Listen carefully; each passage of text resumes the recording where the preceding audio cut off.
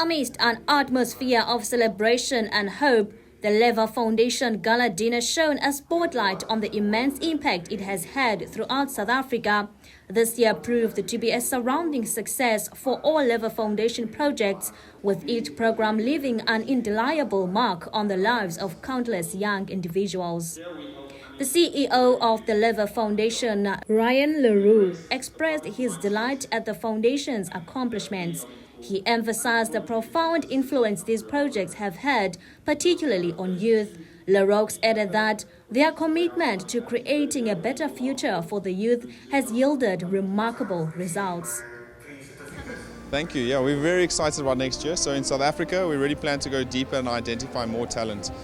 We've had a lot of learners play the game and be involved in our projects, and we want to identify that talent and make sure we can put them on the roadmap to enter the economy. And then we are also launching into the USA and taking the product into another market there. So it's very exciting to see how our product is going further into other countries, both developing nations and developed nations.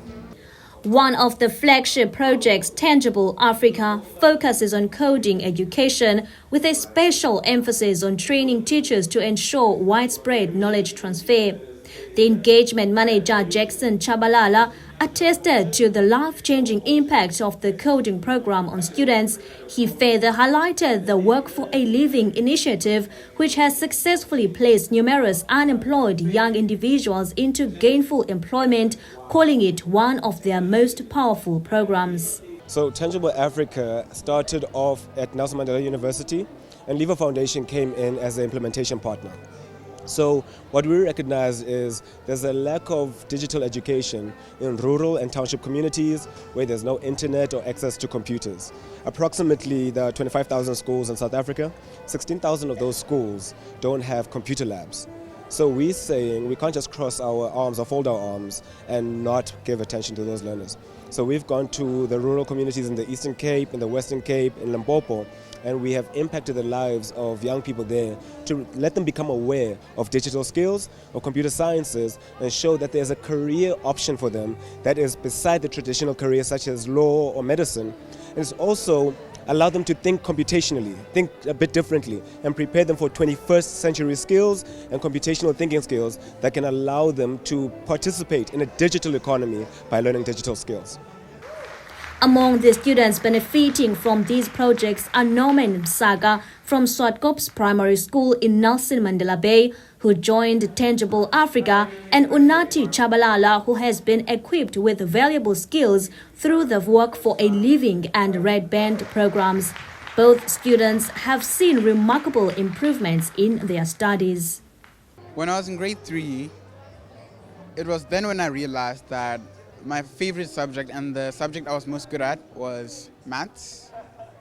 In grade 6, I only had that clue that would help me to know where my career path would be. So I kept on wondering what I wanted to do after school, but I knew it involved maths.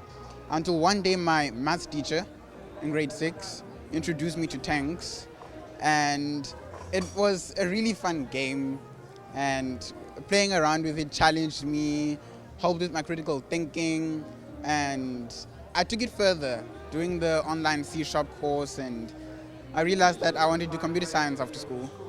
I'd like to say work for a living, especially for someone who's a youth, it's been really empowering. I've learned a lot in terms of the working environment, and I think every single person who's young should take the initiative to learn more about the working environment so that they can actually empower themselves, and it makes it much easier if you're someone who's new to the working environment, because I've literally had to transition from high school straight into working environment, and that can be nerve-wracking, but I think it does ease you. It teaches you a lot about how to conduct yourself in an interview, how to prepare a CV to make yourself more employable. So I think it's very beneficial for everyone from a young age to an old age. And when it comes to Red Band, I've had the privilege of working as a relief barista at centers like Audi and VW, which are where we have Red Band stalls there. And what I'd like to say is that I've met the most beautiful people. Looking ahead, the Leva Foundation has ambitious plans to expand its reach globally in the upcoming year, extending its impact to the youth of different countries. With their commitment and dedication, the foundation aims to empower future generations and create a brighter tomorrow for all. Reporting for MPK TV News, I'm Jessica Bobo in Gala.